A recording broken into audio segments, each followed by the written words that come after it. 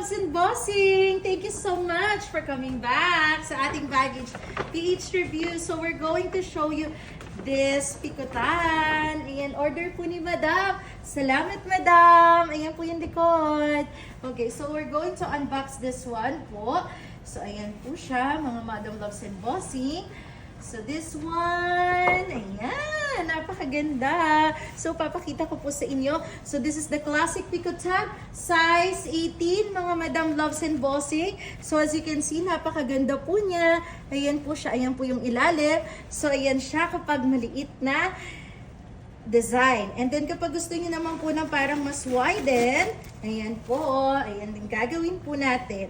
Ayan po. So, mostly po, yung mga umu-order sa aking mga madams, mga nasa age 30s to 40s, 50s, 60s. So, mga 30s. Kasi ang gusto na nila is handbag. Ayan po siya kapag handbag. So, this is size 18 po. And as you can see, ito po yung loob po niya.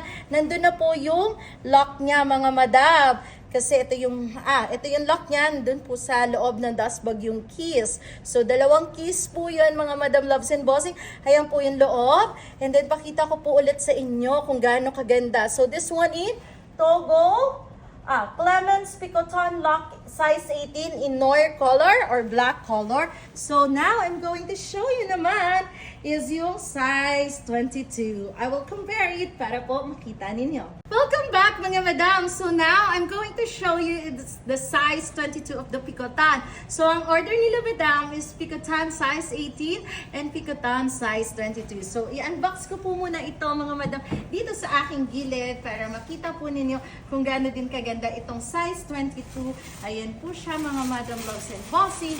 So, ayan na siya. So, ayan. This one is Rogue H. Clemens also ang kanyang leather. And ayan na siya, mga Madam Loves. Napakagandang color ng red. So this one in Rogue 8 na color, Clemens. And as you can see, this one is in Palladium hardware. Papakita ko po sa inyo yung loob niya. Ayan po yung loob. Napaka-spacious po ng loob niya po. Ayan. Very spacious. And ayan siya, mga madam.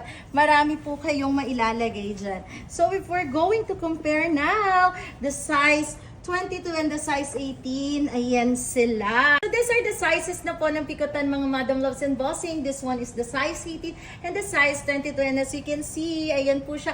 This one, kahit maliit lang si size 18, marami ka na rin pong mailalagay. Kasi very spacious po talaga kapag pikutan. And ayan siya, mga Madam Loves. Ganyan yung itsura niya. And ayan, kapag hawak niyo lang po. So sa mga madam ko na mahilig sa handbags, of course, I will definitely recommend the pikutan. Ayan ang Hermes, mga madam. And I'm so happy kasi dalawa po yung nag-order and size 18 and size 22 sila. And parehas magkaiba ng hardware. So, depende na lang po sa inyo kung ano po yung gusto nyo pong hardware. Kung gold hardware or palladium hardware. And I wanted to show you, mga Madam Loves and Bossing, where you can see the stamp po. Kasi dyan po nagvavaries kung kailan pinurchase yung bag po ninyo. So, this one is the stamp W. And then, ayan po sa color red, size 22. And then, this one naman po is yung color black, stamp W. As you can see, mga madam, they are both stamp W because it's brand new and only fresh from the store, mga madam. So, the prices will vary. It depends on the year and date kung kailan nyo po siya pinapurchase sa Baggage PH. So if you want to order and more know about this, mga madam, message us dahil nandito lang po ang inyong lingkod, Baggage PH.